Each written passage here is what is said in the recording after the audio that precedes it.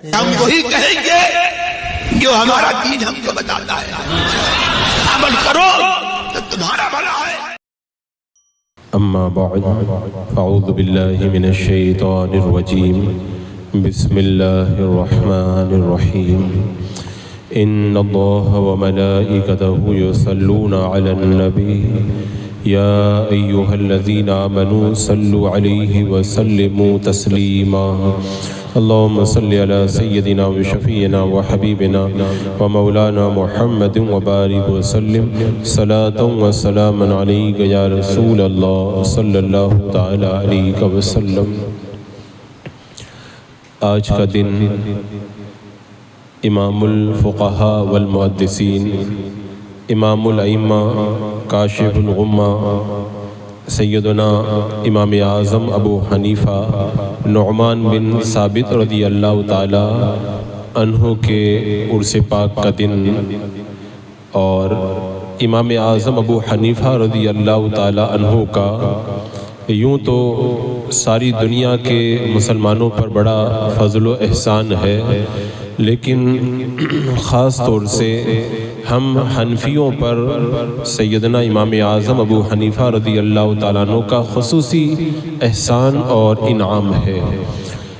ہمیں یہ چاہیے کہ آپ کے عرس پاک کے اس حسین موقع پر اپنے اس امام کو یاد کریں اور اپنے اس عظیم امام کی بارگاہ میں اپنی عقیدتوں کا خراج پیش کریں، بلکہ یہاں تک علماء نے فرمایا کہ ہمیں اپنی نمازوں میں، دعاؤں میں امام اعظم کو یاد رکھنا چاہیے، اس لیے کہ انہوں نے ہمارے لیے شریعت اور سنت کو جس انداز کے اندر بڑی محنت و مشقت کے بعد میں پیش فرمایا ہے، یہ ان کا وہ عظیم احسان ہے جو ہمیشہ ہمارے اوپر رہے گا۔ آپ کی ولادت باسعادت سن ہجری 80 میں ہوئی ہے۔ خود امام اعظم ابو حنیفہ رضی اللہ تعالیٰ عنہ ارشاد فرماتے ہیں، میں سن ہجری 80 میں پیدا ہوا اور اپنے والد کے ساتھ سن ہجری 96 میں نے حج کیا۔ اس وقت میری عمر 16 سال کی تھی۔ جب میں مسجد حرام میں گیا تو بہت سے لوگوں کو حلقہ بنائے ہوئے بیٹھے ہوئے دیکھا۔ میں نے اپنے والد صاحب سے پوچھا کہ یہ کس بزرگ کا حلقہ ہے؟ تو میرے والد محترم نے کہا کہ یہ اللہ کے رسول علیہ السلام کے صحابی حضرت عبداللہ بن حارث کا حلقہ ہے۔ تو کہتے ہیں میں آگے بڑھا تو اس صحابی رسول کو میں نے یہ کہتے ہوئے سنا کہ وہ فرما رہے تھے، میں نے اللہ کے رسول علیہ السلام سے سنا ہے، جس شخص نے اللہ تعالیٰ کے دین کی مکمل سمجھ اور اس کا علم حاصل کیا تو اللہ تعالیٰ اس کے لیے کافی ہے، اور اللہ تبارک و تعالیٰ اس کو ایسی جگہ سے رزق عطا فرمائے گا جہاں اس کو گمان بھی نہ ہوگا۔ تو اس سے یہ پتہ چلا کہ حضرت سیدنا امام اعظم ابو حنیفہ رضی اللہ تعالیٰ عنہ نے صحابہ کی زیارت کی ہے، اور جو صحابی کو دیکھ لے ایمان کی حالت ہی میں اور اس کا پھر ایمان ہی کی حالت میں انتقال ہو جائے وہ تابعی ہوتا ہے۔ اور میرے آقا صلی اللہ علیہ وسلم نے ارشاد فرمایا کہ اس کو جہنم کی آگ نہیں چھوئے گی جس نے مجھ کو دیکھا، اور اس کو بھی جہنم کی آگ نہیں چھوئے گی جس نے مجھ کو دیکھنے والے کو دیکھا، یعنی تابعی کو بھی جنت کی بشارت دی گئی ہے۔ حضرت سیدنا امام اعظم ابو حنیفہ رضی اللہ تعالیٰ عنہ کی ولادت جس دور میں ہوئی اس دور میں کوفہ یہ علم کا مرکز تھا۔ دور دور سے لوگ آتے تھے اپنی علمی پیاس بجھانے کے لیے، کوفہ کے اندر حاضر ہوتے تھے، اور بتایا گیا کہ اس دور کے اندر کوفہ کے اندر 1000 سے بھی زیادہ صحابہ کرام موجود تھے، جن میں سے 70 صحابہ کرام بدر اور بیعت رضوان کے اندر شریک ہونے والے تھے، جو یہاں پر آ کر کے آباد ہو گئے تھے۔ اگر کوئی ایک صحابی بھی کہیں پر بیٹھ جائے تو وہ علم کا مرکز بن جاتا ہے۔ 1000 صحابہ جس شہر میں رہتے ہوں تو اس گھر کا تو اس شہر کا تو ہر گھر دارالعلوم بن جائے گا، اور اس شہر کا ہر گھر دارالحدیث بن جائے گا۔ تو اس زمانے کے اندر کوفہ علم کا مرکز تھا، اور میرے آقا صلی اللہ تعالیٰ علیہ وسلم نے سیدنا امام اعظم ابو حنیفہ رضی اللہ تعالیٰ عنہ کے لیے بہت پہلے بشارت عطا فرما دی تھی کہ جب یہ آیت کریمہ نازل ہوئی هو الذی بعث فی الامیین رسولا منہم یتلو علیہم آیاتی ویزکیہم ویعلمہم الکتاب والحکمہ وإن كانوا من قبل لفی ضلال مبین وآخرین منہم لما یلحقوا بہم وهو العزیز الحکیم. یعنی اس آیت کریمہ میں رب نے جو یہ فرمایا کہ وآخرین منہم، یہ جو آخرین کا ذکر کیا گیا ہے حضرت سیدنا ابو ہریرہ رضی اللہ تعالیٰ عنہ سے بخاری اور مسلم کی روایت ہے کہ وآخرین منہم لما یلحقوا بہم، یہ آیت کریمہ کس کے بارے میں نازل ہوئی؟ میں نے اللہ کے رسول علیہ السلام سے پوچھا تو آپ نے کوئی جواب نہیں دیا. میرے آقا علیہ السلام سے میں نے 3 بار یہی سوال کیا کہ اس کے اندر کن لوگوں کو مراد لیا گیا ہے؟ تو میرے آقا صلی اللہ علیہ وسلم کے ایک صحابی حضرت سلمان فارسی وہیں پر بیٹھے ہوئے تھے. میرے آقا علیہ السلام نے اپنا دست پاک حضرت سلمان فارسی کے اوپر رکھا اور ارشاد فرمایا اگر ایمان ثریا کی بلندیوں پر بھی ہو تو اس کی قوم سے چند لوگ یا ایک شخص اس کو حاصل کر لے گا. اور دوسری روایت میں ہے اگر دین اوج ثریا پر بھی پہنچ جائے تو اہل فارس یا ابناء فارس میں سے ایک شخص وہاں سے اسے پا لے گا. آپ روایتوں کو کھنگال کر کے دیکھیں کہ ابناء فارس میں امام اعظم جیسا بڑا عالم کوئی پیدا نہیں ہوا. تو اس کا مطلب ہوا اس حدیث پاک میں جو بشارت دی گئی ہے وہ سیدنا امام اعظم ابو حنیفہ رضی اللہ تعالیٰ عنہ ہی کے لیے بشارت دی گئی ہے. حضرت خیثمہ بن ابی صبرہ تابعی یہ روایت کرتے ہیں کہ ایک مرتبہ مدینہ منورہ میں گیا تو میں نے اللہ تبارک و تعالیٰ سے دعا کی کہ مجھے کسی نیک شخص کی صحبت نصیب فرما دے. تو اللہ تعالیٰ نے حضرت سیدنا ابو ہریرہ تک پہنچنے میں میری مدد فرمائی. میں ان کے پاس حاضر ہوا. میں نے عرض کیا کہ میں نے اللہ تعالیٰ سے دعا کی ہے کہ اے اللہ مجھے کسی نیک آدمی کی ہم نشینی اور صحبت عطا فرما دے. تو حضرت ابو ہریرہ نے میری رہنمائی فرمائی اور اس پر آپ نے مجھ سے پوچھا کہاں سے آئے ہو؟ تو انہوں نے کہا کہ میں نے بتایا کہ میں کوفہ سے علم و خیر کی تلاش میں نکلا ہوں. اب دیکھیں کوفہ جہاں پہ امام اعظم پیدا ہوئے، یہ غیر مقلدین کیا کرتے ہیں امام اعظم کو بدنام کرنے کے لیے کوفہ کے حوالے سے غلط سلط باتیں لوگوں میں پھیلاتے ہیں. یہ بات تو صحیح ہے کوفہ والوں نے حضرت امام حسین کے ساتھ بے وفائی کی تھی اور بے وفائی کا داغ ان پر لگا ہوا ہے. لیکن اس کا یہ مطلب نہیں ہے کہ سارے کوفہ والے بے وفا تھے یا سارے کوفہ والے مورد الزام ہیں، بلکہ کوفہ کے اندر بڑے پائے کے محدثین، صحابہ اور تابعین اور ائمہ مجتہدین موجود تھے. تو حضرت ابو ہریرہ نے جواب دیا کیا وہاں یعنی کوفہ میں سعد بن مالک نہیں ہیں جن کی دعا قبول ہوتی ہے؟ کیا کوفہ کے اندر اللہ کے رسول علیہ السلام کا سامان طہارت و نالین اٹھانے والے عبداللہ ابن مسعود نہیں ہیں؟ کیا کوفہ کے اندر رازدار رسول حضرت حذیفہ نہیں ہیں؟ کیا وہاں اللہ تعالیٰ کی طرف سے اپنے نبی کی زبان پر شیطان سے محفوظ رہنے والے حضرت عمار بن یاسر نہیں ہیں؟ اور کیا وہاں پر 2 کتابوں والے یعنی انجیل اور قرآن، یہ 2 کتابوں والے حضرت سلمان فارسی نہیں ہیں؟ یعنی تو کوفہ سے آ رہے ہو، یہاں پہ کوفہ میں تو اتنے بڑے بڑے علماء موجود ہیں، علم کے پہاڑ موجود ہیں کوفہ میں. تو اللہ نے کوفہ کو یہ عظمت عطا فرمائی. حضرت سیدنا محمد بن سیرین بصری تابعی رحمۃ اللہ تعالیٰ علیہ کہتے ہیں کہ میں نے کوفہ آ کر کے دیکھا کہ 4000 طلبہ علم حدیث حاصل کرتے ہیں. اور صاحب سنن حضرت امام ابو داؤد رحمۃ اللہ تعالیٰ علیہ کے صاحبزادے حضرت شیخ عبداللہ فرماتے ہیں کہ میں کوفہ میں گیا تو امام ابو سعید سے روزانہ 1000 حدیثیں لکھتا تھا. اس طرح ایک مہینے میں نے 3000 حدیثیں لکھی. اور امیر المومنین فی الحدیث امام بخاری کیا کہتے ہیں سنو، فرماتے ہیں میں ملک شام، مصر، جزیرہ میں حدیث لینے کے لیے 2 بار گیا، بصرہ میں 4 بار گیا، اور میں نے 6 بار جو ہے وہ مکہ مدینہ کا قیام میں نے اختیار کیا. لیکن میں محدثین کے ساتھ کوفہ اور بغداد حدیث لینے اتنی مرتبہ گیا کہ مجھ کو خود کو یاد نہیں ہے کہ میں کتنی مرتبہ گیا. تو اتنے پائے کہ محدث بار بار کوفہ جا رہے ہیں, بغداد جا رہے ہیں. اس کا مطلب ہے کوفہ اور بغداد یہ علم کے ایسے مرکز تھے کہ امام بخاری بھی بار بار وہاں پہ جایا کرتے تھے, اور اس جگہ امام اعظم پیدا ہوئے. امام بخاری تو بہت بعد میں آئے.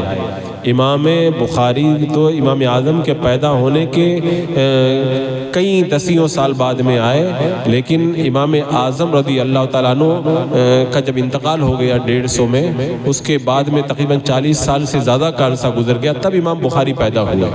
اب آپ بتائیں اتنے سال کے بعد جب کوفہ میں اتنا علم تھا, تو جب امام اعظم کوفہ میں تھے اس زمانے میں کتنا علم ہوگا کوفہ کے اندر, کیونکہ آپ تو پہلی صدی کے اندر موجود تھے. اور فرمایا گیا کہ یہ حضرت عبداللہ ابن مسعود وہ جلیل قدر صحابی ہیں جو کوفہ میں رہتے تھے. حضرت علی کوفہ میں رہتے تھے.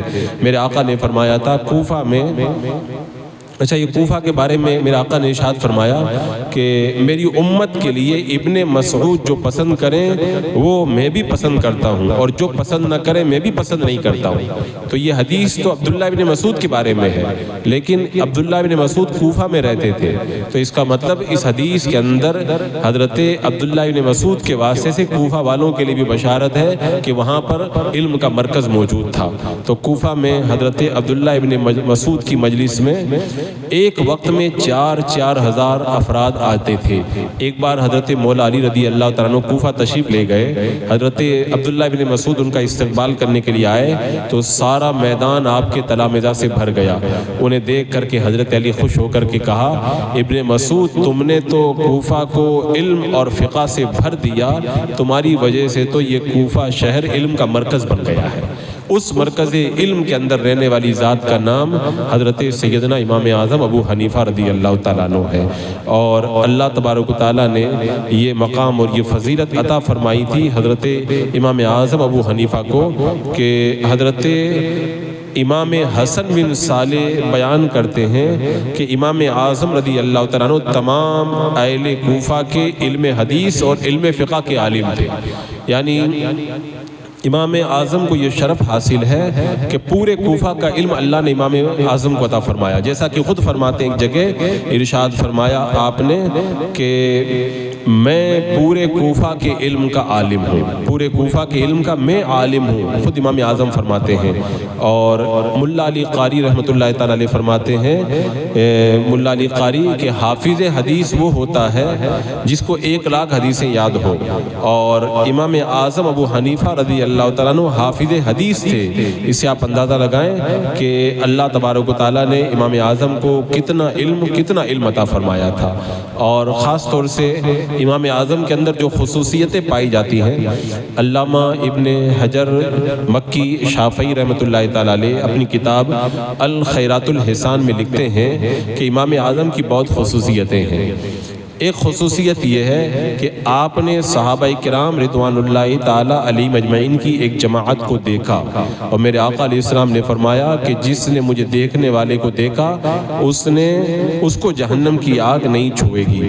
تو پتہ چلا کہ اچھا خوشخبری کا ذکر حدیث پاک میں, خوشخبری ہے اس کے لیے جس نے مجھے دیکھا اور جس نے مجھے دیکھنے والے کو دیکھا. تو یہ خوشخبری اللہ تعالیٰ نے امام اعظم کو بھی عطا فرمائی. اور دوسری خصوصیت یہ ہے کہ میرے آقا علیہ السلام نے فرمایا سب سے بہتر زمانہ خیر القرون علی الاطلاق وہ ہے جس کے اندر میرے آقا علیہ السلام پیدا ہوئے, اور پھر اس کے بعد میں بہتر زمانہ وہ ہے جو میرے آقا کے زمانے سے ملا ہوا ہو. جیسا کہ میرے آقا ارشاد فرماتے ہیں بہترین لوگ وہ ہیں جو اس زمانے میں ہیں جس میں ہوں, اس کے بعد میں دوسرے, پھر تیسرے.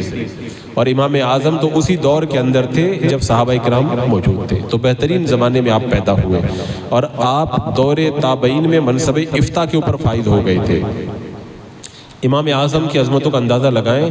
امام اعمش جب حج کے لیے جانے لگے, اتنے پائے کے عالم ہونے کے باوجود بھی امام اعظم سے کہتے ہیں مجھے حج کے مسائل لکھ کر کے دے دیجئے, اور فرمایا کرتے تھے کہ مناسک حج امام اعظم سے حاصل کرو, میرے علم فرض و نفل کا ان سے بڑا عالم کوئی نہیں ہے. بتاؤ اتنے بڑے امام ان کی فضیلت کا اعتراف کر رہے ہیں. ایک فضیلت اور ہے کہ آپ اکابر شیوخ یعنی آپ کے اکابر شیوخ جیسے عمرو بن دینار وغیرہ نے آپ سے روایت کی کہ امام اعظم ایک بار خلیفہ منصور کے دربار میں تشریف لے گئے، تو عیسیٰ بن موسیٰ نے خلیفہ سے کہا کہ یہ امام اعظم بہت بڑے عالم ہیں، تو خلیفہ نے کہا کہ آپ نے کس سے علم حاصل کیا ہے؟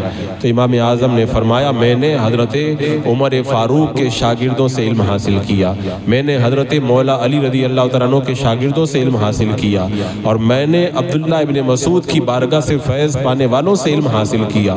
خلیفہ نے جب سنا تو کہا واہ واہ، آپ نے تو اپنے نفس کے لیے خوب مضبوط کام کیا ہے، یعنی اتنے بڑے بڑے صحابہ کے شاگردوں سے آپ نے علم حاصل کیا۔ اور ایک بڑی فضیلت یہ بھی ہے کہ جتنے شاگرد آپ کے ہوئے آپ کے بعد کسی کے نہیں ہوئے۔ ایک شخص نے وقی کے پاس جا کر کے کہا امام اعظم نے غلطی کر دی، تو وقی نے ڈانٹا اور ڈانٹ کر کے کہا جو کوئی ایسی بات کہتا وہ جانور ہے، چوپایا ہے، بلکہ اس سے بھی زیادہ برا ہے۔ امام اعظم کیسے غلطی کر سکتے ہیں جن کے پاس امام اعظم، امام ابو یوسف اور امام محمد جیسے فقیہ ہوں، اتنے بڑے بڑے محدث ہوں، فضیل اور حضرت داؤد طائی جیسے بڑے بڑے پرہیزگار ہوں، وہ امام جن کے اتنے بڑے بڑے شاگرد ہوں وہ کیسے غلطی کر سکتے ہیں؟ تو یہ مقام میرے امام کا۔ ایک فضیلت یہ بھی ہے کہ امام اعظم نے سب سے پہلے علم فقہ کو جمع کیا اور کتابوں اور ابواب کے طور پر ان کو آپ نے ترتیب دیا۔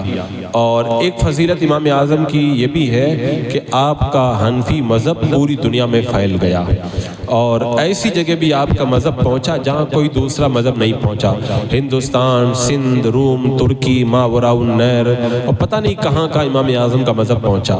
بلکہ ملا علی قاری رحمۃ اللہ تعالیٰ علیہ فرماتے ہیں کہ دنیا کے مسلمانوں کے اگر 3 حصے کیے جائیں تو 2 حصے امام اعظم کی پیروی کرنے والوں کے ہیں، اور باقی 1 حصے کے اندر سارے اماموں کی پیروی کرنے والے پائے جاتے ہیں۔ اور تمام ائمہ فقہ اور حدیث میں آپ ہی کی وہ ذات ہے کہ آپ کے شیوخ اور اساتذہ کی تعداد 4000 تک ہے، اور آپ خلفائے راشدین اور اہل بیت کرام کے علم حدیث میں وارث اور امین بن کر کے جلوہ گر ہوئے۔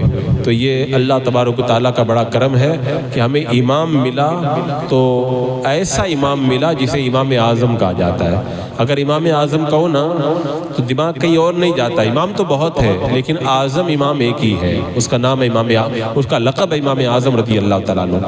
امت کا یہ عظیم محسن جس نے ساری زندگی اپنی لگا کر کے امت کو ایسا گرا با تحفہ دیا کہ جس کا کوئی اندازہ نہیں کر سکتا، بالآخر قید و بند کی صعوبتیں برداشت کرتے ہوئے جیل کے اندر 70 سال کی عمر میں، یعنی 150 ہجری کے اندر شعبان کے مہینے میں اپنے خالق حقیقی سے جا ملے۔ آپ کے وصال پر پورا بغداد جار و قطار رو پڑا۔ بڑے بڑے ائمہ محدثین نے غم میں ڈوب کر کے کہا تھا علم کا نور کوفہ سے بجھ گیا، اور اب ایسا شخص کبھی کوفہ میں پیدا نہیں ہوگا۔ اللہ نے اتنا بڑا امام کوفہ کے اندر پیدا فرمایا۔ آپ کے انتقال کے بعد میں کئی دن تک غیب سے رونے کی آوازیں آتی رہی، جنات روتے رہے، آوازیں آتی رہی فقی چلا گیا، اب تمہارے لیے فقہ نہیں ہے۔ 6 مرتبہ آپ کی جنازے کی نماز پڑھی گئی، پورا بغداد اتنا ازدحام ہوا کہ تل رکھنے کی جگہ باقی نہ رہی۔ اس عظیم محسن کے عرس پاک کا دن ہے۔ ہم غربائے اہل سنت کا یہ فرض اور اب ہماری ذمہ داری بنتی ہے، اس عظیم محسن نے اپنی ساری زندگی لگا کر کے شریعت کے ان عظیم مسائل کے موتیوں کو نکال کر کے ہمیں دیا۔